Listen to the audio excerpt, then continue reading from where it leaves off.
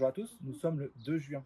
Nous avions planté ces patates en sac le 12 mai, si je me souviens bien. Je vous mets le lien de la vidéo quelque part. Je vous propose ensemble qu'on voit ce que ça donne en termes de production et en termes de qualité de patates. Comme vous pouvez le voir, hein, ça commence à faner. Donc c'est le bon moment pour récolter. Allez, c'est parti, je vous montre ce qu'il y a là-dedans. Bon allez, on ouvre. Voilà, déjà une petite patate. Donc je récupère la terre dans ma brouette. Voilà.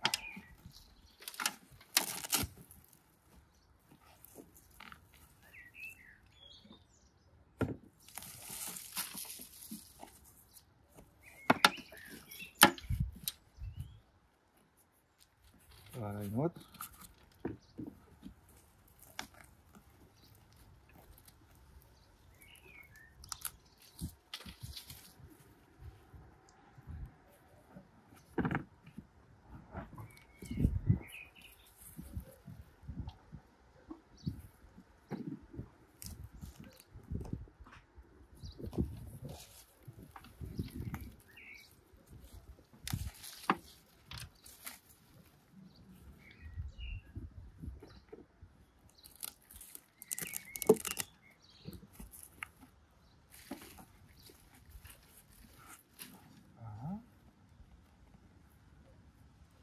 Donc, comme vous pouvez le voir, donc, là, cette patate-là, c'est la patate mère, donc on ne la garde pas, celle-là.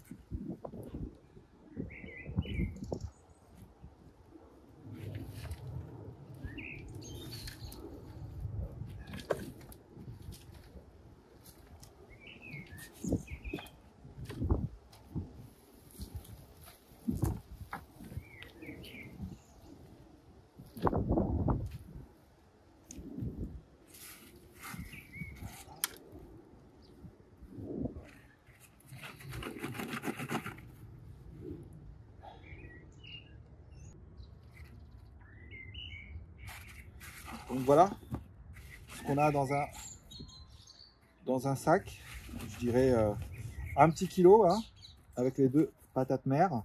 Donc là on avait deux variétés, des violettes qui ont marché mieux que les autres, bizarrement. Voilà. Et donc maintenant ce qu'on va faire, c'est qu'on va tester celui-ci.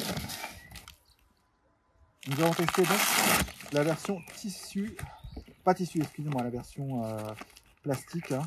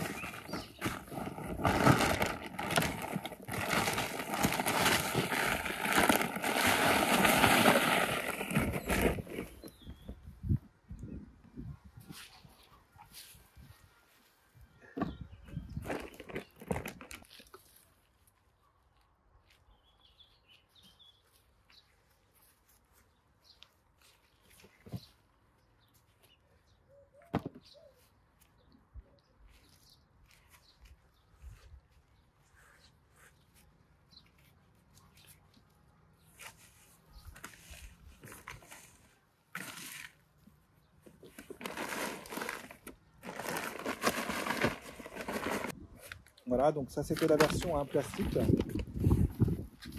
Nous avions une variété violette, alors je crois que c'est de la Victor.